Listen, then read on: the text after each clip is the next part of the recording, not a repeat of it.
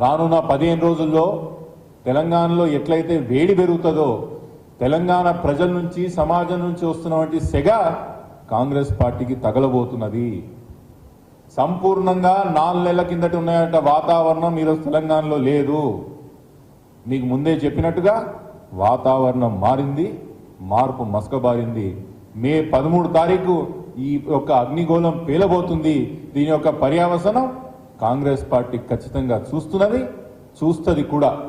ఒకవేళ ఈ 4.5 సంవత్సరాల్లో ఉన్న కాంగ్రెస్ పార్టీ ప్రభుత్వం మీకు ఇచ్చిన హామీలనే కానీ, మీకు ఇచ్చిన వాగ్దానాలనే కానీ, లేకపోతే వాళ్ళ యొక్క నాయకుల యొక్క అహంకారం తగ్గాలంటే కూడా, ప్రజల్ని ప్రజల్లాగా చూడాలంటే కూడా ఈ యొక్క పార్లమెంట్ ఎన్నికలు బ్రహ్మాండమైన అవకాశం అని చెప్పి నేను వేడుకుంటున్నా.